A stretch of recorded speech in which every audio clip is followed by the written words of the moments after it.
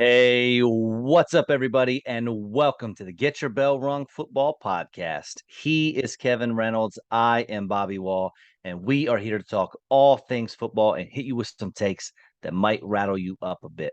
On tonight's show, we will look into week 5, give you some under the radar plays for week 6, and dude, this season is basically a quarter of the way over. So we're going to call ourselves out a little bit. Who are a couple guys that we've been right on? Where did we miss the mark a little bit? And if we were wrong, we'll go into the all important why were we wrong. How you doing, Kevin? Doing all right, brother. How you doing? I'm doing okay. Um, Always good though to talk football. Yes, we enjoy talking football. That's right. So, quick question. You have sunglasses on your forehead, and I have never understood uh that that route that people take, that look. I don't explain yourself. So, with my profession, I have sunglasses on a lot, but I also have to take them off on. I don't have anywhere to put them. So, honestly, I didn't even realize they were on there. I just I'll have them down. No, I never play that game, and then I just put them up here, and I move on with my life. And then when I need to put them back down, I put them back down, and then I put them back up. So I didn't even think like I was out earlier with the little lady. We had some errands to run, and never thought to take them off. You don't hang them in the shirt? I've done that a grand total of 0 times in my entire life. Interesting. It's convenient. They're right I there. know, but that seems weird, and it wouldn't work for me because they're going to end up. There's no way me out running around, be bump scatting, swinging at tennis balls all over the place that they're not going to fly off. So they're either on my head, on my eyes, or over on a table. Fair enough. I don't even think about it anymore. It's no to me different. It doesn't feel any different than wearing a hat. All good. Is it bothering you? So Would you like me to take them off? no, I like staring at the big blue bug lenses that are there, right nestled on your hairline. You might not believe it, but they're Adidas Well, glasses. yeah, that's you're basically sponsored by them, except they don't pay you anything. They do not. But I am part of the Addy Club, so I get huge discounts. Excellent. It is nice. I'll let you know next time I need something. Feel free. All right. Um, Something we were right on, sir, and sometimes it's both of us, sometimes it's one of us. We were both right about the Bears. Me, so I think a little more than you, because I think you were a little higher on Darnell Mooney than I was. But outside of the running backs, David Montgomery and even Khalil Herbert as an immediate backup, no one on this team is worth owning. Darnell Mooney is wide receiver 55. People were drafting him as a wide receiver 2. And Cole Kmet is tight end 34, which is fun because there aren't even that many teams in football. And Justin Fields is quarterback 24. And he was a guy that people who punted on the quarterback position were taking him late to be there, in a 12 team, 14 team league as their QB1. None of these guys are cutting it. No, he's awful. We said it. We said it on numerous shows. He's awful. He's been awful from the beginning. Uh, People drafted him hoping that his legs, he'd get just enough points on the ground to make up for his lack of passing skill, but that hasn't materialized either. They're playing from behind every game, although don't they have 2 wins? Yes, and they gave the Vikings a run for their money this week, and Yeah, I mean they were in it. they beat the 49ers of all teams. So I'm saying and Mooney, he's only had 21 targets on the whole year. They just don't even throw. They can't run. They can't throw. They can't do anything. Yet somehow they have 2 wins. It, what's the highest point total they've had this year? I think they just lost 29-22. Yeah, So that if I they're don't winning know. games, it's pretty low scoring. Look that up while I talk about our next player we were right on, and that is Jalen Hurts, my guy. Fly Eagles fly. Now I had him as QB1. He's not there yet. He is QB3. I think you had him as your QB2 or 3. 4. This dude, QB4, this dude is on pace to set the NFL record for quarterback rushing attempts, breaking Lamar Jackson's record. He's not turning the ball over like he did in the past. And as predicted on this show, his completion percentage has jumped 7 or 8 points. He's up to 68, 69% completion percentage, which is exactly the trajectory that Josh Allen took from year 2 to year 3, which I have been screaming from the mountaintops for months. That's what was going to happen, and that is what we are seeing. Yes, there's one thing about them that annoys me. This new formation they use at the goal line. Anytime they're on like the two or in, Miles Sanders might as well just leave and just go to the bathroom, go get a beer and pretzel or something, hang out in the stand, sign some autographs. They have him and they have three backs line up straight behind them, and they all just go up there like they're running a train and fricking just slam him into the end zone. It's a very bizarre play and one that's really not aesthetically pleasing and almost seems unnecessary, but it's their thing. They do it religiously now. I don't know when it's exactly started, but they do it every time now. Three guys behind him, two directly behind him, and then the tailback another 3 yards back, and they all three just slam up and push him into the end zone. It absolutely is not pretty, but it works.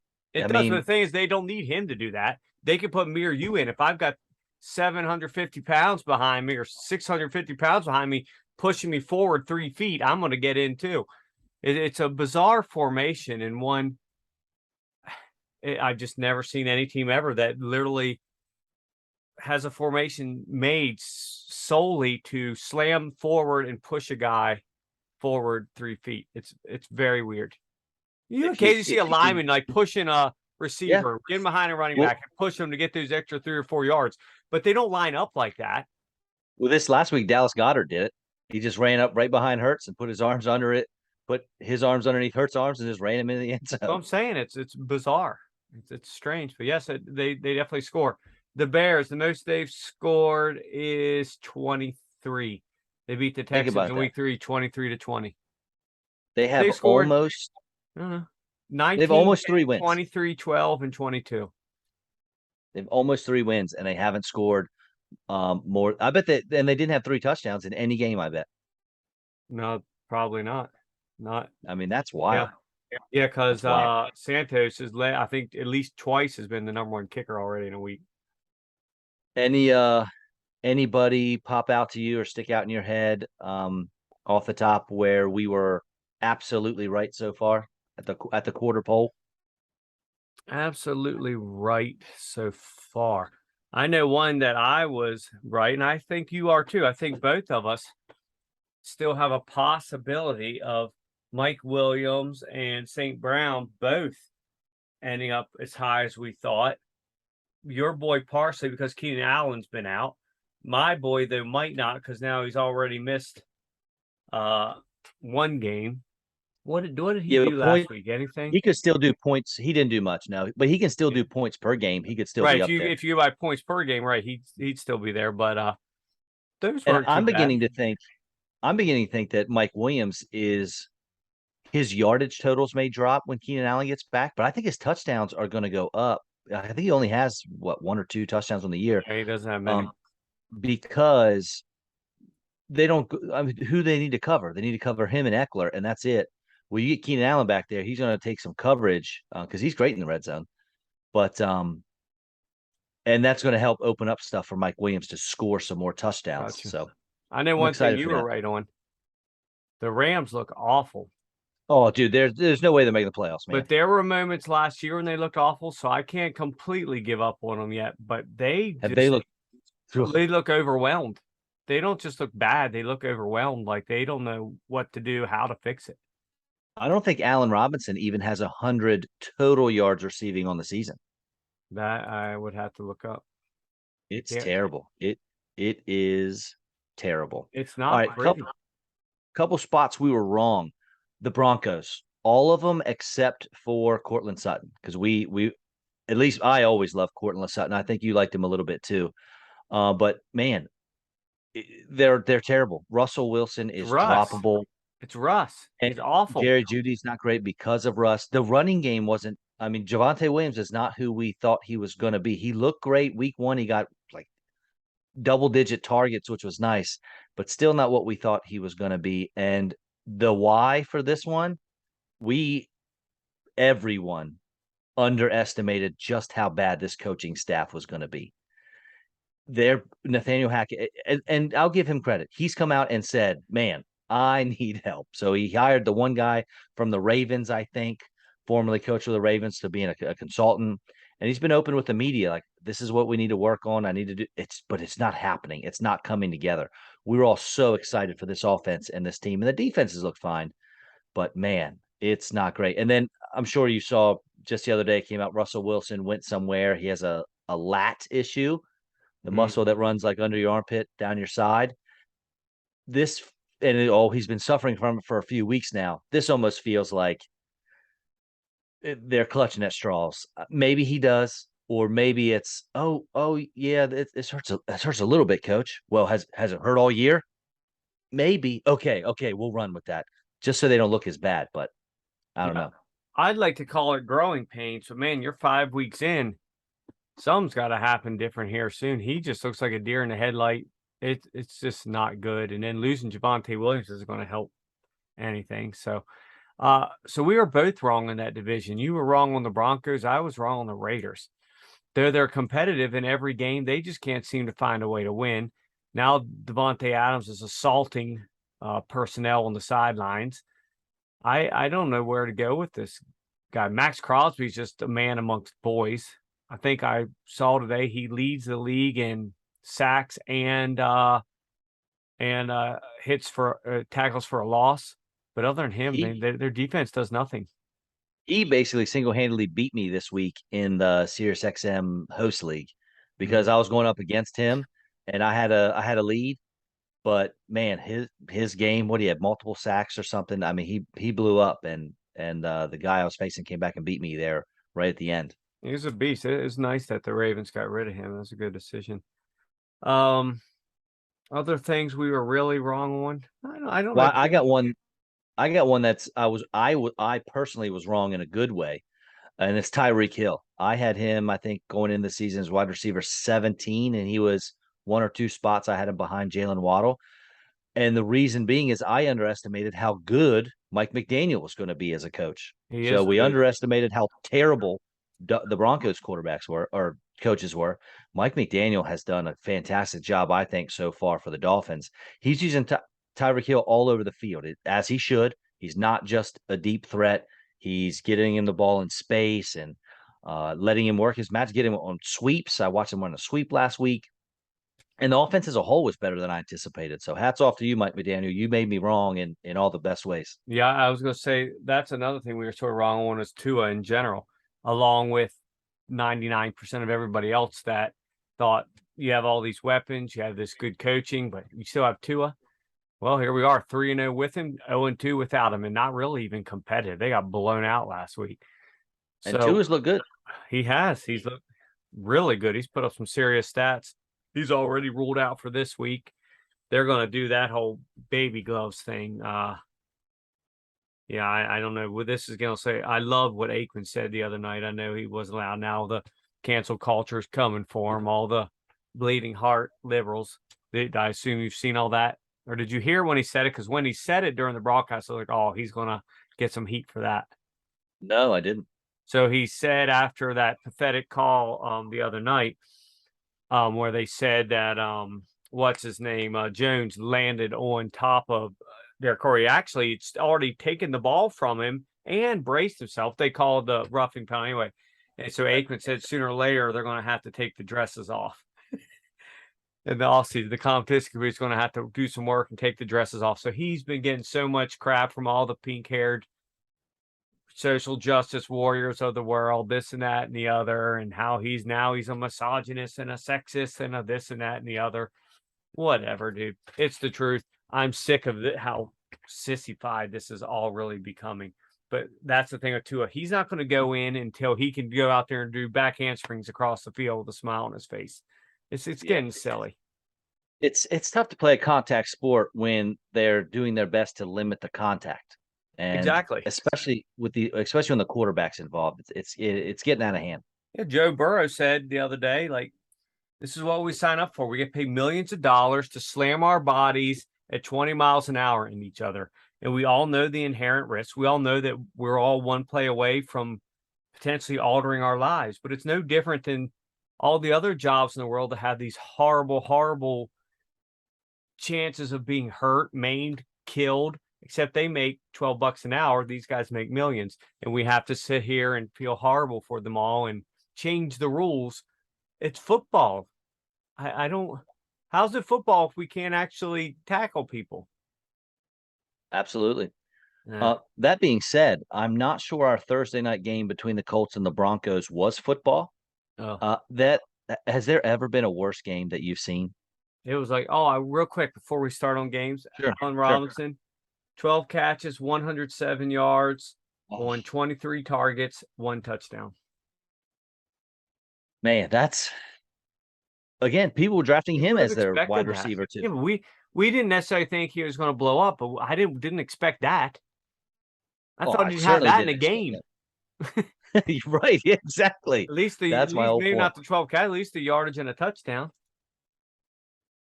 Well, you and I scored as many touchdowns as the Colts and Broncos did on Thursday. Deion Jackson, who came in with Philip Lindsay, with Jonathan Taylor, he looked fairly explosive.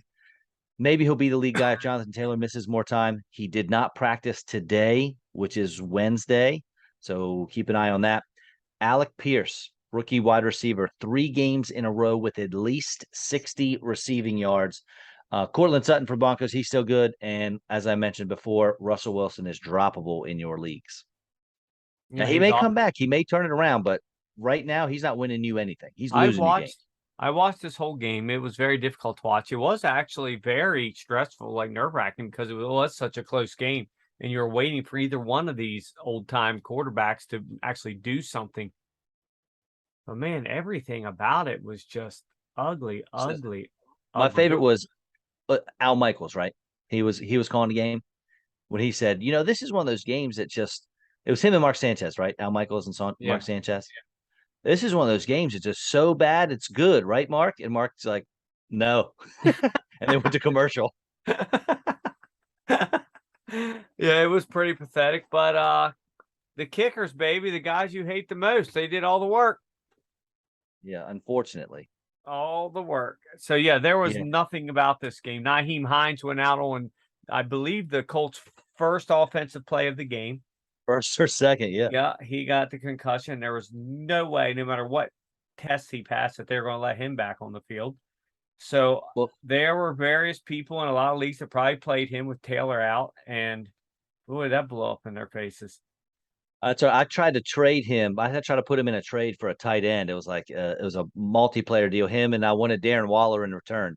Luckily, the manager did not accept it. So, and I kept Hines on the bench. Otherwise, Ah, very it'd have been good. a 0 for a 0. Yeah, wow. Just not even a game we're talking anymore about. Yep. Luckily for us, though, this Thursday we'll get the Washington Commanders and the Chicago Bears. So that Yeah, will probably wow. be a mirror game.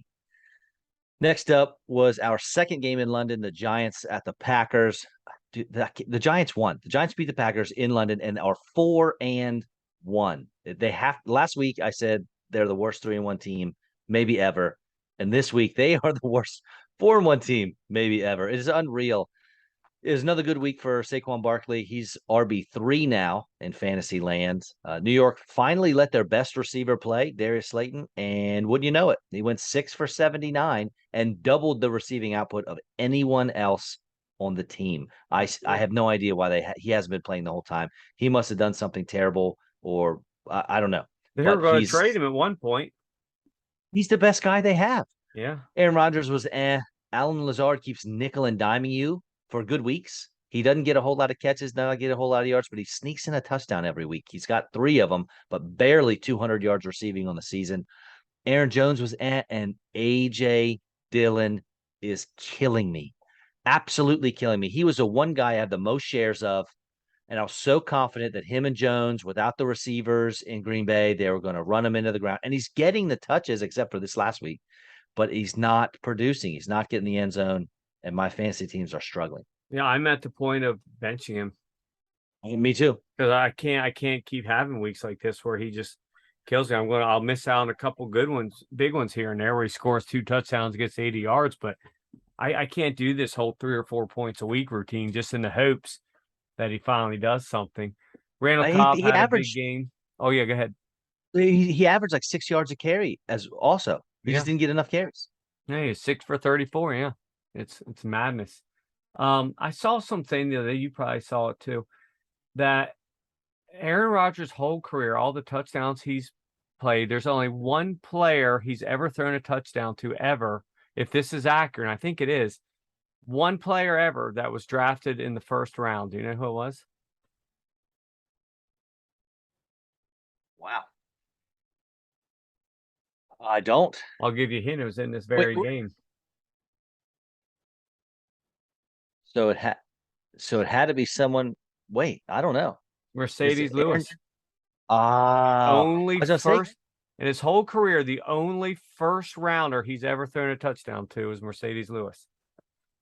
who was drafted by the Jaguars in the Yeah, first round, like he wasn't even 25 drafted years ago. by the Packers, right? So I found that quite interesting how much he's done with essentially taking no name guys and turned them into names. Yeah, for sure. As far as Barkley, man, he looks great again. He had that injury scare partway through the game, but he came back. Uh, I don't know what to say. This Giants team is one of those ones that start off gangbusters 4-1. They still might end up 5-12. I guess we're going to find out. That NFC East is looking strong. If Washington could win a couple games, then they'd be the best No, look, division in football right now. They I might think be they, anyway right now as I far as think win they are percentage. anyway. Yeah. Yeah. Next up, Lions and Patriots. I saw the Lions, who were already battling injuries, lost 5 defensive backs in this game alone. Yeah, they're That struggling. that's some tough luck right there. No one did well for them outside of Josh Reynolds. Again, 6 for 92. The Patriots defense, they were on their A game. Damian Harris, I know we were talking before the show about him, projected to have a monster game, but went down with a hamstring injury. Probably going to miss multiple weeks, but who knows? And it was a Ramondre Stevenson show. 25 carries, 161 yards, plus a couple catches.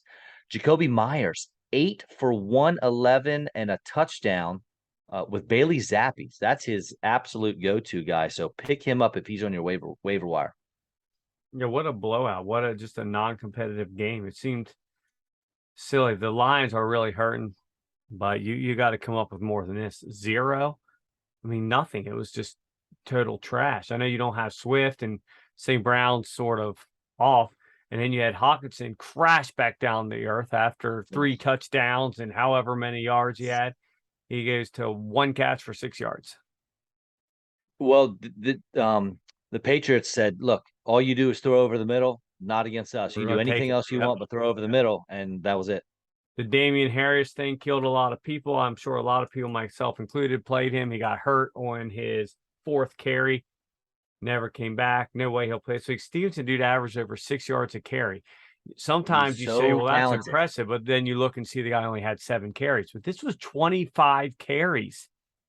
And he still averaged over like about 6.5 yards a carry. That's freaking nuts. This I was a loved him in the weird game. preseason. I've been waiting for this. I've been waiting for this Stevenson blow up. And finally, it took The thing longer is than I I don't wanted know it that it to. would have happened if Harris didn't get hurt. Right. It Well, would he have was probably getting a been little about more the work same. last week, but That 4 and well, last week even Harris, I think, had 18 carries, Stevenson 14. oh yeah, Harris is always trending to have more, but these 29 carries, he got 25 of them now instead of 13. See what happens here going forward, because it doesn't look like Harris will be back anytime soon. Next up, Chargers at the Browns. Austin Eckler decided that last week was no fluke, and after 2 huge weeks, is currently the RB1 in all of fantasy. What a turnaround, because he was barely an RB2 before last week, 2 weeks ago, and here he is, RB1. Big Mike Williams, 10 catches, 134 yards. He just needs to score touchdowns, which we talked about. Hopefully, that'll happen when Keenan Allen comes back, or even if Keenan Allen doesn't come back. Nick Chubb, another 134 yards and 2 touchdowns. He is a leading rusher in all of football, and it has become apparent that I, singular, have been the reason that Nick Chubb, I've been holding him back all of these years. I've had him on my team. He was my keeper for many years in a row, and he was very good, but just something was missing, and it was me owning him because this year I don't, and now he's finally put it all together. So Nick Chubb, you're welcome. All of you Chubb owners out there, you can thank me later. Kareem Hunt was fine. He finally found the end zone again after his not scoring since week 1. Amari Cooper had another nice game, 7 for 76 and a touchdown. And David Njoku's an every week starter in a barren tight end world. He's gonna do good things for you. He's gonna do just enough that you can start him every week. Yeah, and Hunt scored and ran well Yeah, too, 11 for 47. But Eckler, man, boy, he looks sharp. Wow. he's got that shimmy, just Yeah, tiniest little move, and and defenders and just fly by. for as crazy as this game was, the Chargers got lucky. They sure Cleveland did. just pushed a field goal wide as the game expired. So really, they got out there really lucky to get out there with a win. Um, the thing I don't like about the Cleveland offense is they can seem like they can do really well when just regular gameplay, but when they really need something, nothing. It's just same old Browns. You really need to get down the field, nothing happens. You really need to make a field goal, you miss it. You really need a big catch, somebody hits them in the hands, they drop it. I don't know what to say about this Browns team. I don't know with Deshaun Watson coming back that'll be that different. Well, it doesn't happen often. I mean, very rare, but this feels like a team where if it's 3rd and 9, you might as well give the ball to Nick Chubb on a run Yeah, they because have he has just as good a just as much chance. of a chance to get that first down I, as if you're throwing the ball. I can't argue, and I still don't understand why they refused to throw to him. I don't even think he had a target. I know. It's so weird. It's mind-boggling. What get the ball in his now he had one target. Get the ball in his hands any way you can. Why It's like not get Derrick it to him Henry. out in space? Run a little screen. He might be going. I don't understand how he's so grossly misused year after year. But Couldn't agree more. is he the best pure runner in football right now? I would venture to say yes. Right now, yes. I mean, he's always up there. He's always top Yeah, he 2 or always has 3. been, but I think now it's getting to the point that it's hard to argue against him. I agree. I And do. he's always healthy. Next up, Texans at the Jaguars. Damian Pierce looked awesome again, 99 yards and a score. Of course, once I realized that Trevor Lawrence is good and I started putting him in my starting lineups, he sucks. 2 picks, 0 touchdowns. And again, I started James Robinson in the one and done league, Ugh, which me too. had to have meant that Travis Etienne was going to have a day, which he did. Um, what did Etienne have? 100 plus 10 total for yards, I think. 71, 3 for 43. Yeah, over 100 yards, while James Robinson had 39 total yards. So that was a lot of fun. And Christian Kirk, who's been solid for me in multiple leagues, he's let you down 2 weeks in a row. Hopefully they'll bounce back this week against the Colts. Yeah, 1 for 11. I think they had Stingley on him a good bit, didn't they? They did. He got a pick too on the He worst did. throw Yeah. that I think I've seen in all of football this It year. wasn't I wasn't mean, pretty. Trevor Lawrence threw it right to him. Yeah, it wasn't pretty. Oh yeah, Damian Pierce was big. A lot of that 99 yards was on one play, but still, Right. we're all about points. I don't really care how you get them. Um, Mark, He is tough to bring down. oh, he is. Yeah, that he broke a lot of tackles on that play. Yes. Marvin Jones had a huge day, 104 yards. He's about as annoying as he who should not be named. Again, just ugly football. The Texans, man, this is a winnable game. This was going more towards the bold prediction of them having a chance of making the playoffs. You got to win games like this. You can't throw up Yes. 6 in the NFL and expect to win. This isn't, the 2001 Ravens where you can get away with that crap, or it's or I guess it was it's 2000 Ravens. You can't get away with scoring 6 points. You're not going to win. Especially when you've been playing so well. Yeah, You it know, was bizarre. Defense played great, but yeah, 6 sure. Oh, points. yeah, that defense looks good. Yeah, We can't win with 6 points. Yeah. Next up, Falcons and the Bucks, and there wasn't a whole lot to this one. Tyler Algier led the backfield as predicted, didn't do a whole lot, and that was basically it for Atlanta. Tom Brady threw for 350 yards, which he knew he was going to do. Only 1 touchdown. I would have bet big money that he would throw multiple TDs. 6 for 61 from Godwin, so he's good to go like that. And Cade Otton, man, steps in for Cameron Brate, rookie tight end, 6 catches, 43 yards. You got like that.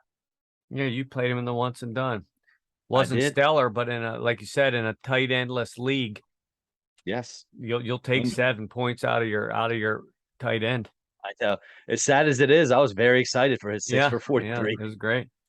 Brady did well. Of course, another phantom bullcrap roughing call where he was thrown to the ground too hard as he spun around the guy's body. Like, really? And he said, afterwards, well, I don't make the calls. I don't throw the flags. Like, yeah, but your Tom Brady. So I didn't really like that. I saw a funny meme this week of how you probably saw it, how Kyle Pitts was absent from practice and how the Falcons now have this just such top level coaching and practicing now that they can actually simulate their practices are exactly like the games. Hmm. Kyle Pitts absent from practice, absent from Yeah. games because he's Well, just not doing anything. well, you talk about a guy that people were spending like maybe some leagues. I bet he went in the third round. Maybe some idiots took him in the second round.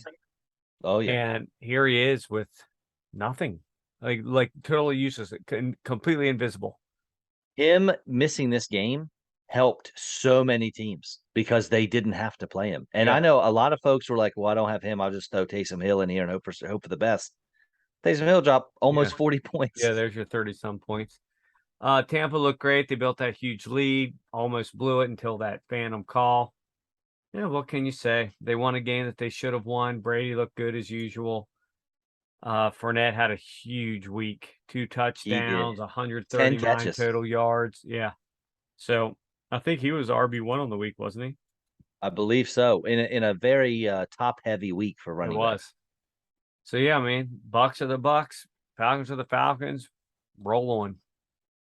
To the Steelers at the Bills. Oh, someone should be in trouble.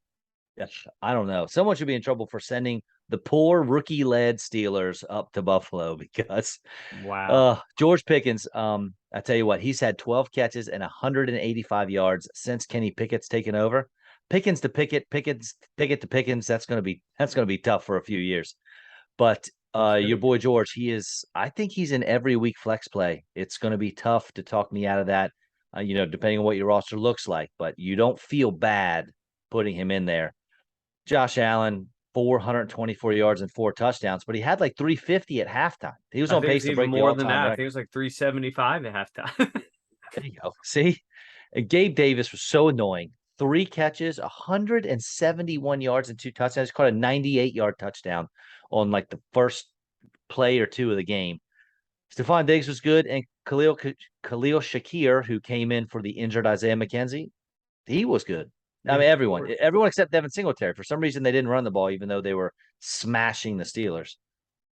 It as you I'm sure recall, I called you on my way to work Sunday morning to tell you how I talked myself out of playing Gabe Davis and once and done that. That worked out well because I did play Bobby Woods in his 5 points. Yeah, that was. And I told you, I took Davis. I had Davis in my lineup earlier. I started to set my once and done lineup like today on a Wednesday, and then just tinker with it as the week progresses. So I have something in there.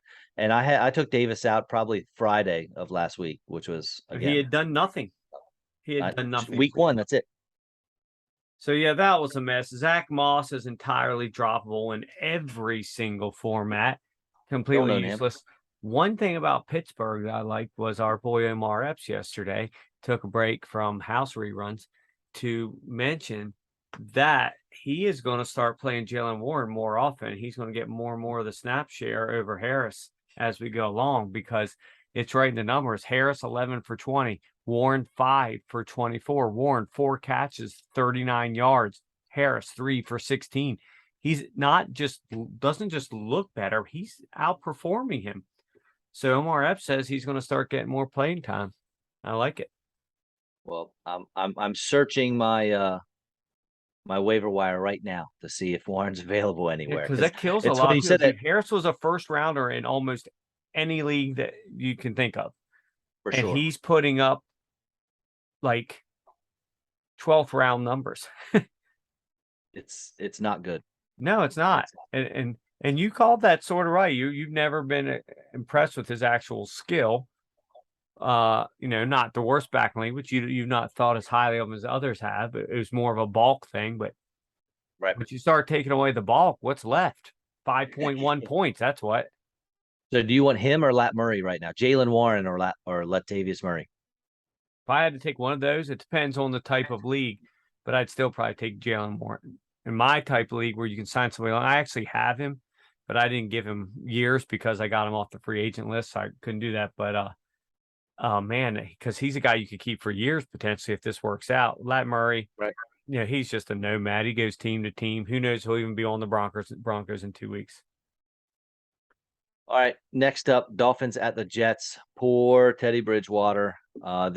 He passed a concussion protocol, but they still wouldn't put him back in, and he's out for this week as well. So, fire up the Vikings defense if you think they can get after the rookie quarterback. Was it Skylar Thompson, Thompson? yep. Yep. Go ahead and drop Chase Edmonds. It was the big money free agent off-season signing for them in running back position, but they don't even give him the ball. Raheem Mostert is clearly the lead guy. 18 carries, 113 yards, and a score. Tyreek Hill didn't do much and left in a walking boot. They think he's going to play, so pay attention to that. And hello, Brees Hall, and your almost 200 total yards and a touchdown. Welcome. Love seeing that. He looked exactly like he did in college. I mean, he looked great. Michael Carter is not Brees Hall, but Hall did make it down to the 1 yard line 2 more times, only to come out so Dude, Michael that's the Carter thing. could I was get just gonna 2 say, touchdowns. if Carter and Barrios didn't snake 3 touchdowns from him, this could have been an all-time week when he'd have been pushing 50. 200 yards and 4 touchdowns. Yeah. Yeah, he'd have been pushing 50. He looked great, man. I didn't get Brees Hall anywhere because he was getting drafted too early for my taste. Late third round, early fourth round. But those of you who held on to him for 5 weeks, it's might pay off for you now. I agree. He went for $30 in my league, which is That's okay if you seems keep him about forever. right, but so many rookie running backs just don't amount to anything. And going to the Jets where Carter was already there and a terrible team, I just couldn't justify spending that much money when I got Brian Robinson for 12. But man, he looked sharp. He led him in rushing, led him in receiving. He just got snaked on the touchdowns. Dolphins were just completely outmanned with playing a third string Right. quarterback. Man, don't look now. The Jets. What was the final score of that one? I think 40-17. It's not even competitive. Wow. It was ridiculous. It's ridiculous. What else can you say? 40-17 is just straight up manhandling. Who gives up 40 points to the Jets? Well, and the Dolphins, not that the Dolphins defense is terrible. No, but they have no offense. They were on defense the entire game. It was ugly. It was a straight up blowout, manhandling. Well, we already touched on the Bears at the Vikings. I still can't believe they almost had a chance to win. Did you see that David Montgomery's own name was spelled wrong on his jersey? I did not. It was Montgomery. Nice. They threw an extra O in there. Monto. Yeah, well, he had 20 yards rushing. He averaged 1.7 a carry, but 4 catches for 62. So it ended up being not the worst day ever. Dalvin Cook looked awesome. Over 100 total yards, 2 touchdowns. Justin Jefferson back at it, 12 catches for 154. Kirk Cousins started the game 17 for 17, but Jefferson had 10 of his 12 catches in the first half, I think. Yeah, they did their classic thing. They get a lead, they push the ball down the field, and in the second half, just like the last regime, you play not to lose in the second half and find a way to either lose or almost lose. I don't get it. Put your foot down and go. And you want to tell me that, the Bears made halftime they did not, changes to nope. No, I'm not buying that at all. Well, matter of fact, didn't I text you during this that the Vikings play calling is almost more predictable than the Ravens play calling? And that's saying Greg a lot Roman. Coming from you. It is, because Greg Roman's the worst offensive coordinator maybe ever. Maybe in Let me ask you something. Football.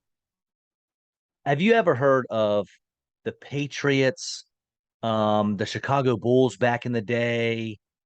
All of these, or the Yankees, the dominant franchises, the cream of the crop, the best of the best.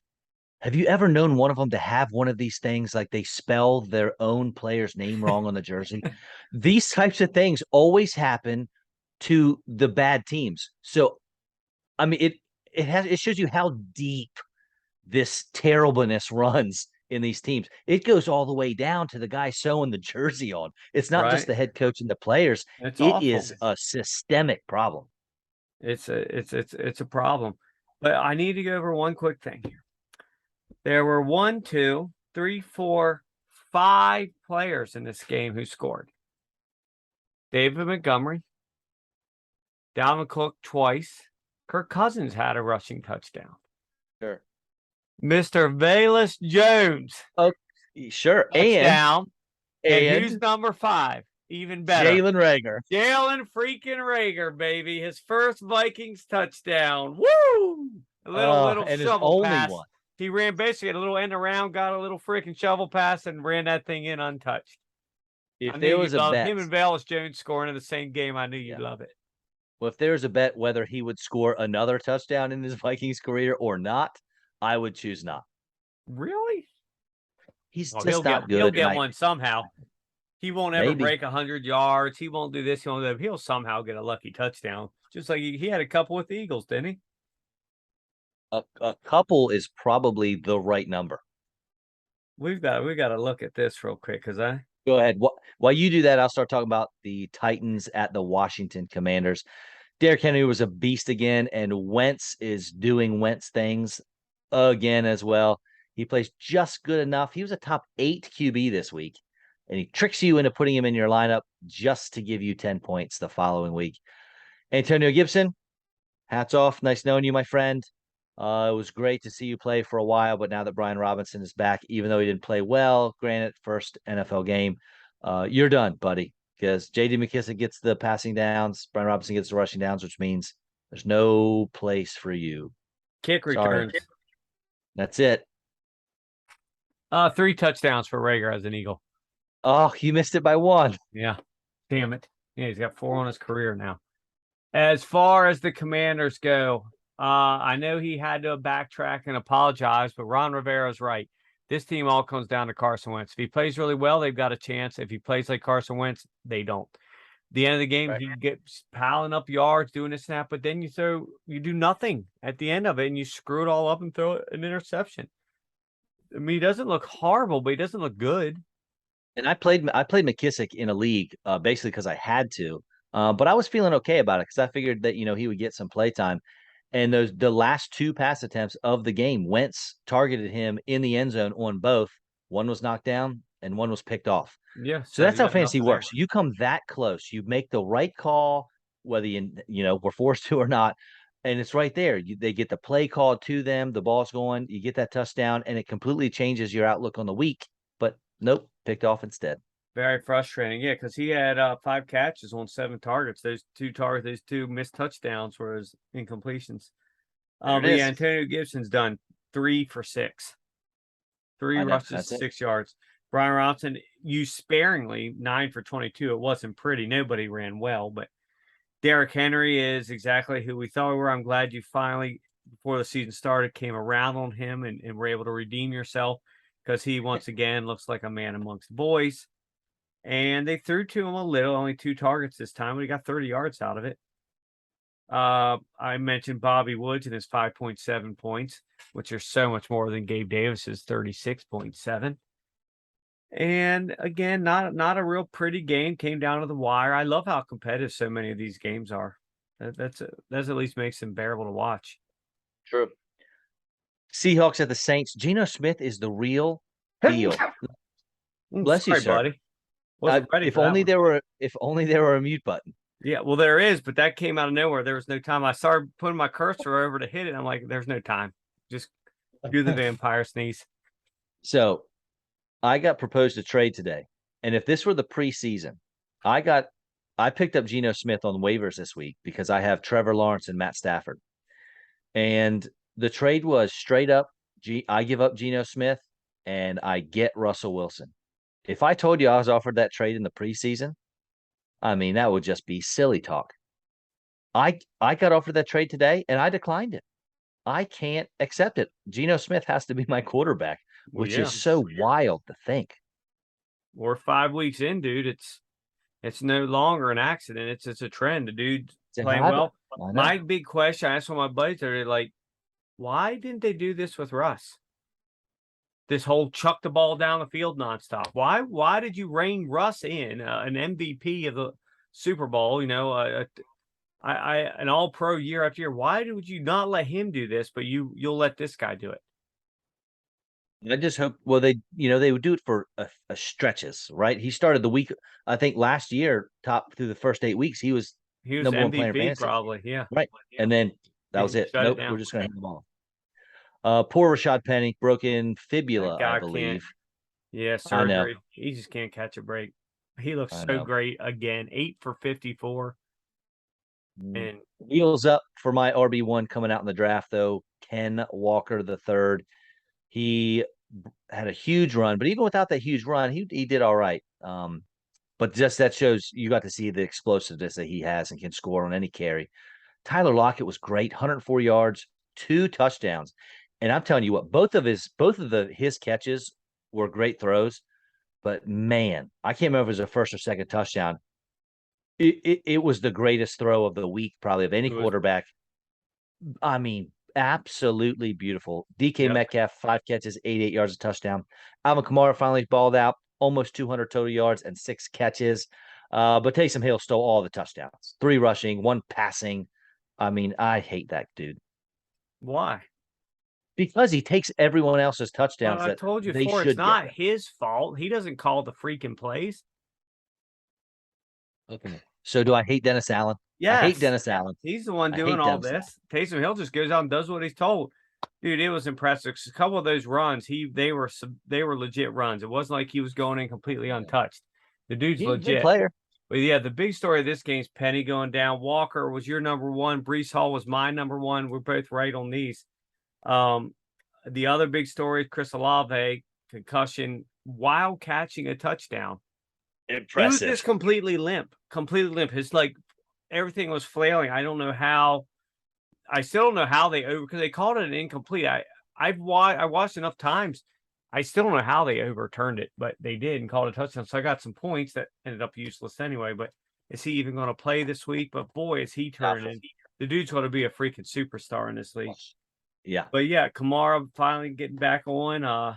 We'll see where Kenny Walker can go from here. But man, what a game! I love fantasy wise. These games are great. Well, they suck for me because I didn't have any of these players in my leagues. But Is this what Geno Smith could have been if he'd have been drafted to the right team and not the Jets? that's a lot of players. Correct. Oh, I know for sure. But he looks great. He does. Is it like you said that throw? I call that throw actually the second best throw of the week because as pretty as that was, Carr Carr's second touchdown to Devontae Adams on Monday night. I just literally don't know how you could put a ball and have it land and more. I mean, it literally like almost like skidded down his chest as he's running full speed right into it, like Willie Mays catch. Yeah. It was sick with 2 dudes draped on him. I don't even know how they didn't stop it. But yeah, he looks great. I'm glad I got rid of Tyler Lockett in my league. That was a good idea. But who would have thought this? For as much money as I was I going to have know. to pay him, who would have thought that Geno Smith was going to give Lockett his greatest year ever? And Now that's instead of why I Whitey has him for half the price I had him for. and that's why I rejected a Russell Wilson trade for Geno Smith. It just man. Again, it makes you sick. It makes you just like, why do I even bother? I hear it. 49ers traveling across the country to Carolina. Jeff Wilson, he's good. 17 carries, 120 yards, a touchdown. I've never seen him look as fast and as quick as he is this year. Thank goodness Debo scored because he didn't really do anything else. I don't know why they're not giving that guy touches. Tevin Coleman got 2 touchdowns, 1 rushing, 1 receiving. That's annoying. George Kittle, he has not been George Kittle yet. And hopefully that breakout's coming with Jimmy Garoppolo under center. We'll see. Yep. Chris McCaffrey was fine again. DJ Moore went 4 for 59, which isn't terrible. It's obviously a step up for him. Hopefully he can continue improving. But the real story, Baker hurt his ankle. He's going to be out for multiple weeks, probably. PJ Walker going to be the starting quarterback for the Panthers now. And Matt Rule XFL gone. star. So Oh, you yeah. lose Matt Rule your fired. Yeah, first you're right. string quarterback. You already lost your second string quarterback. Now you lost your head coach. You lost your offensive coordinator, or was it defenses? One or the other they gave up. Defense No, coordinator they fired. yeah, And we'll then keep what's go that? ahead. Yeah. No, go Well, ahead. they got rid of one of them. Some dude that's been following him all over since college days. So, man, what a recipe for disaster. But I said it once, I'll say it again. The greatest thing that could have happened to the 49ers was Trey Lance going out for the season. I don't care what anybody says. I'm not saying it's great why it happened or how it happened, but their whole season resurrected because you had to win Keep that in mind, division. And it wasn't going to happen with Trey Lance at the helm. It just wasn't. I'm maybe telling not. you, it wasn't. Well, keep in mind that the Panthers, although firing Matt Rule and the defense coordinator, kept the offensive coordinator, Ben McAdoo. They Oh, kept Ben McAdoo.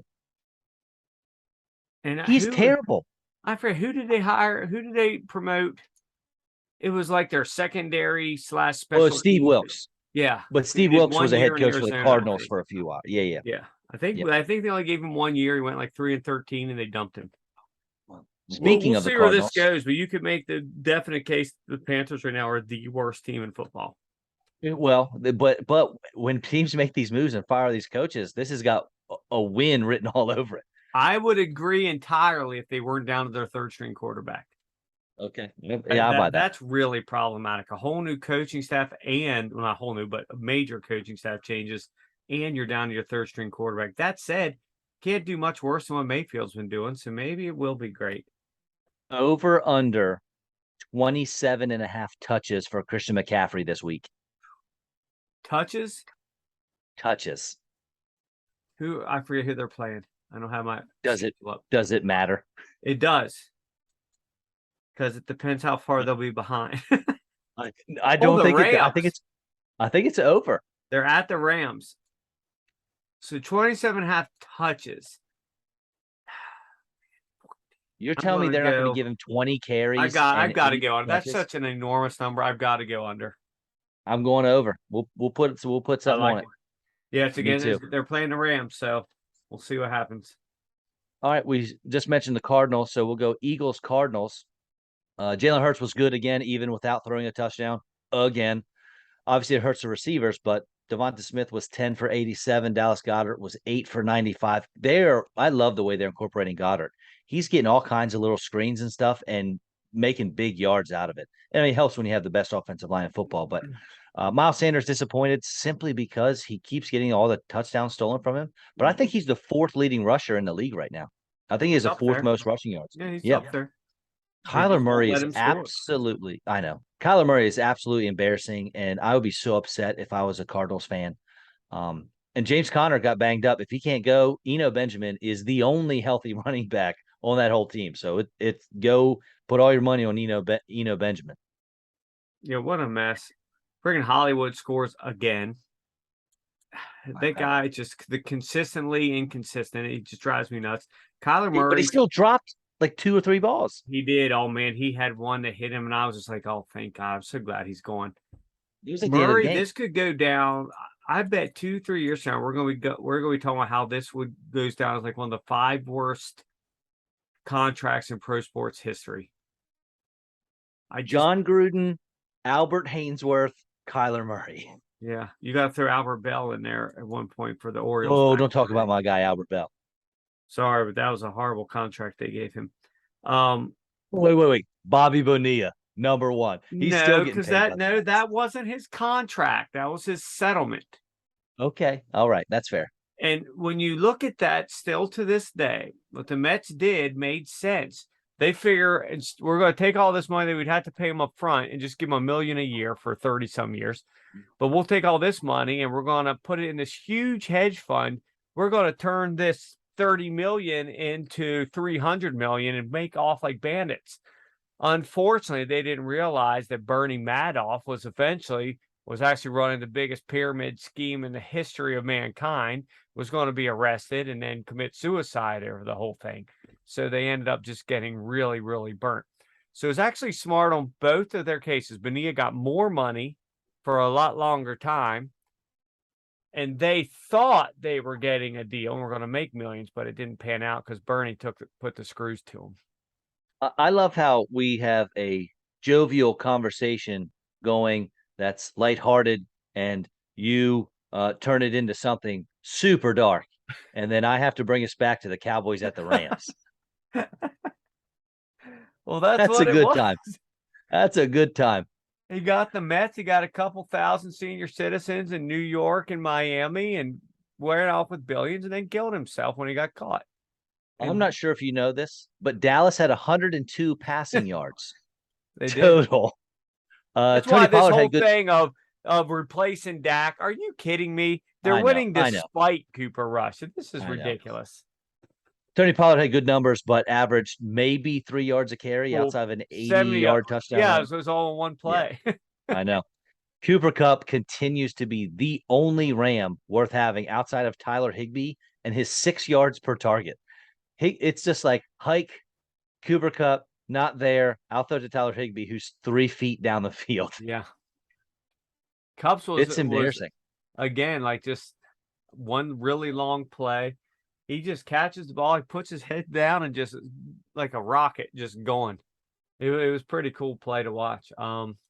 Matthew Stafford, 300 yards, but he looked awful again. Again. Their running game is non-existent.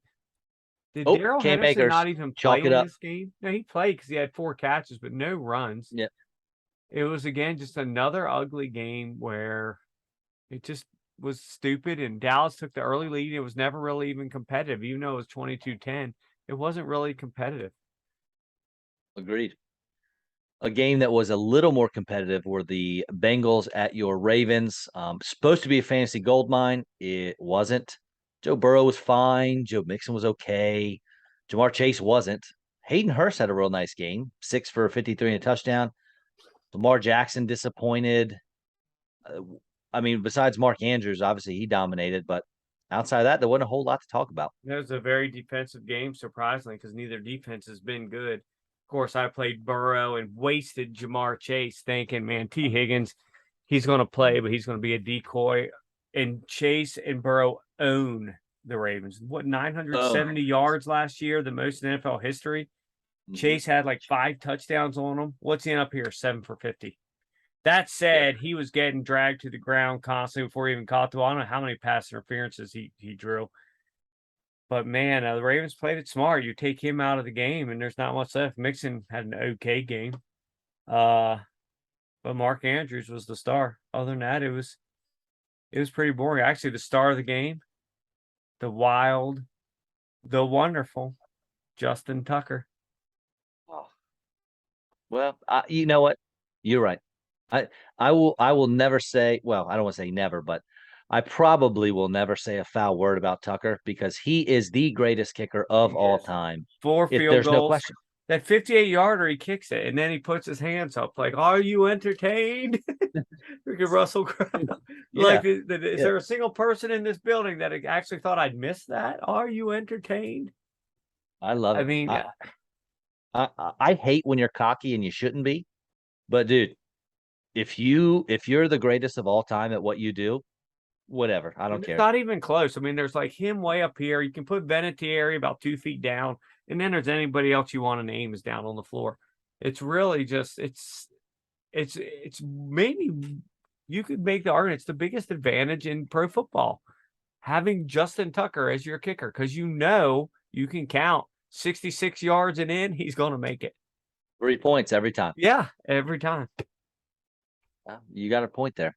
Last game of the week, Raiders at the Chiefs. Again, Derek Carr was fine. It's so many of these quarterbacks they were fine. They were 18 to 20 points or something. Devontae Adams was great, even though what he had 3 catches. Yeah, that was the thing because Carr. I watched this whole game beginning to end. Carr didn't look great. He didn't look bad, but really it all came down on 1 4th and 2 touchdown for 50 some yards, and then that just freaking rainbow that just fell in his arms at full speed. Other than that, it was a very subpar game. Other than that, he would have been 17 for 28 for about 150 yards, Right. except for 2 plays. Waller came up with a hamstring again, got you 0 points. This might end up being a lost season in terms of fantasy for him, and that's a shame because I like Waller. Yeah, but we Josh both sort of Jacobs. called it. We both of us had him like in our top 6 or 7 tight ends, and both of us. I remember you making fun of me because I'm like I had him as my number 5 tight end preseason, but everything I said was negative, and you were like, "It's funny that you have him in your top 5, but all you've done is sit here and tell me why he shouldn't be in your top 5." Well, I guess I should have listened to myself because he's been trash. You're right. Just a couple updates I got on my phone before I want to finish with the Raiders. Josh Jacobs is a real deal. He's like the number 4 fantasy running back Yep. right now. He is the guy. And he He looks gets great too. It's 21 not carries. accidental. Oh, He he's looks awesome. great. I know. Real quick before we go on to the Chiefs, I just got updates that Raheem Mostert, who we just talked up, is not practicing because of a knee today, although Wednesdays are the usual rest days. Tyreek Hill, though, was a full participant. So that's good to know. That is. And then the Chiefs, Patty Mahomes threw for 4 touchdowns. And listen to this Travis Kelce stat line, which I know you know it, but 7 Yeah. catches, nice, 25 yards. What? 4 touchdowns. Wow. It's like Wow. Mike Allstott tight end numbers. The old school Allstott. Yeah. 4 runs Oh, yeah. for 3 yards and 3 touchdowns. 725 and 4. And it was like everybody in the building knew they were going to throw to him. And he was still he didn't have to do anything special for these touchdowns. He was wide freaking open. So how long does his career go on? Because if Andy Reid is a wizard at getting Travis Kelce open like this, and he's what, 33 now? Yeah. He's not slowing down at all. No, this was one of your bold predictions that he wouldn't even be in the top 8. He could quit. He could retire right now. And that game alone, he'd be in the top 8 of the tight ends at the end of the season right now through 5 weeks. He doesn't have to play another down, and he would still be in the top 8. You are probably right. I know he's a baller, dude. Some of these guys with modern medicine and the way they take care of their bodies now, the way they train, why can't he I do it love for him. 3 or 4 He looks more like years? he'd be so cool to hang out with Oh, he and just does. like grab a drink with and just him chat and it his up. brother both. They look like Jason that are like Kelce, the coolest guys yeah. in the bar. And then you just decide you want to say something stupid to somebody, and they'll also be the first 2 guys to jump over your shoulder to punch somebody in the face. And they'll leave the place with a bloody nose and smiling about it. Correct. And they'll never pay for a drink at that place again. I mean, the both those boys are. Did you see the Eagles had that one play this week where that thing where they had the 17 guys behind Hurts pushing through, and they go through, and somehow at the end of the play he didn't make it in, but your boy Kelsey's laying about 3 yards into the end zone. His helmet's about 7 yards away, and he just gets up and looks around like, these some bitches knocked my helmet off. Like, who cares? I'll headbutt you in the face. I mean, the both of them are just awesome. Well, and you know they have a podcast together, right? Yeah, they do. I heard it's pretty cool. I haven't listened to it, but I heard it's pretty cool. It's fairly enjoyable. I like it. All right. Anything else? Can we move on to week 6? Couple plays? Yeah, let's go for it. All right. QB. We've been talking about him all show. Geno Smith, man. He's currently QB7 in fantasy world, playing the Cardinals, who give up right around 20 points to opposing quarterbacks each week. I actually was going to take him, but then I saw that you had. So I decided to go with Brady, who's had a good year, but not stellar. I think this is a week he could take off because the Steelers are atrocious. They don't even what Josh play Allen defense. just did. You see that meme online, the thing of the Bills lined up on offense playing their opponent, and it was just nothing. It was just grass. Air. Yeah. That's pretty much it, dude. They could have thrown up 70. They did nothing in the second half. They just dinked and dunked and just took the foot off, because why? Why not? But man, they could have scored 7. So I'm gonna go with Brady. He's getting his receivers back, and I think he could have a big game. Agreed. Running back for me, we've talked about him as well. And I was very high on him coming into the season. Ramondre Stevenson, over the last 4 weeks, only the Chargers have given up more points to running backs than the Patriots' opponent. Who are they playing again? Why can't I remember this? The New Browns, England? right? They're playing Cleveland. Yeah, they're playing. Yeah, the Browns. Yep. And Stevenson should have the backfield to himself since Harris is out. So play him with a ton of confidence. I'm going to pick somebody here off the wall a little bit that needs to show up here and prove that he belongs on the field. Mr. Melvin Gordon. They're playing the Chargers Monday night. The Chargers are giving up the most points to fantasy running backs. If you can't do something good against these guys, then maybe he shouldn't be on the field. Maybe it should be Lat Murray out there. Maybe it should be whoever else you want to try out. But if you can't score against these guys, maybe it's time to call it quits. And Kevin does have Melvin Gordon on his league of record team. So play Mike Boone in your flex. You heard it here. Yeah, you're absolutely right, because everything I touch this year turns to crap. So you're probably right there. Well, you reaching for your running back a little bit. I'm going to go with a guy that needs to prove himself as well and has not done it yet this year, and that's Brandon Ayuk. Um, he has not had more than 5 catches or 63 yards in any game this year, and he only has 1 touchdown. But the Falcons give up lots of yards and points to the wide receiver position. So let's do it, Brandon Ayuk. I'm going out on a limb as well. Somebody we discussed earlier, going up against, I believe, the 5th most points allowed to receivers, Mr. Darnell Mooney. Oh my gosh. I think this could be a week where he finally does something. He had glimpses last week. He had some targets.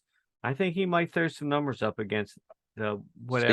you playing him in the one and done, even I've though it's a actually Thursday really game? considered it. I really consider it, but now I'm in a tough spot here. Now I'm getting a little behind with my awful decisions. So I've got to really start thinking about how I'm going to do this the rest of the way. Tight end for me, easy one. Zach Ertz is the start of the week.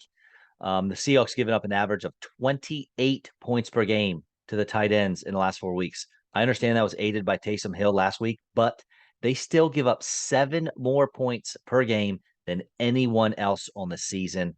They bleed points to the tight end position. But if you don't want to go, you want a deeper dive.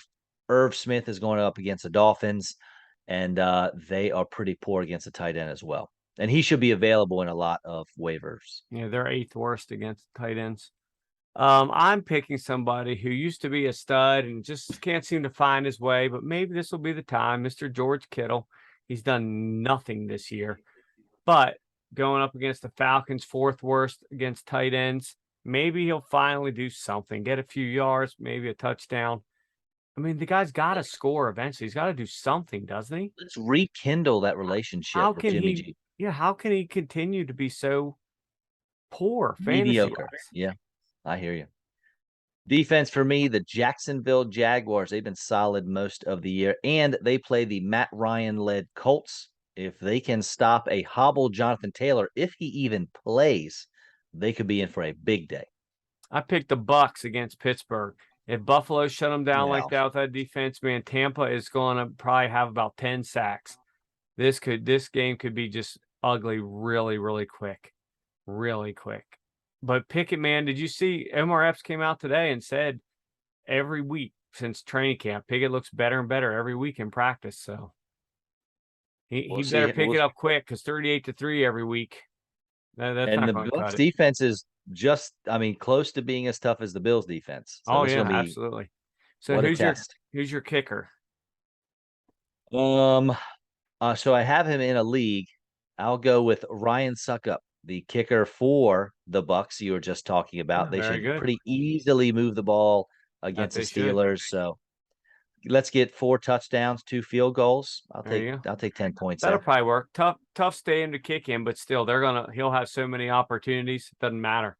I picked Mr. Tyler Bass against Kansas City. I hope this is one of those games there's like 85 points scored because I just said that. There'll probably be 20 points scored, but nonetheless, Mr. Tyler Bass against the Chiefs because they are going to move the ball, and it might be 8 extra points. It might be 4 extra points and 3 field goals, but he's going to get some points.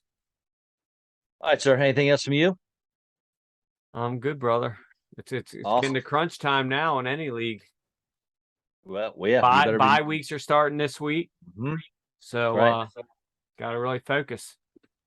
All right. Thank you all for listening. Our tunes are by Flatline. Check us out on Spotify, YouTube, Facebook, and Twitter at GYBR_podcast. Again, it's at GYBR_podcast. Thanks again, Kevin. We'll see you Later, brother.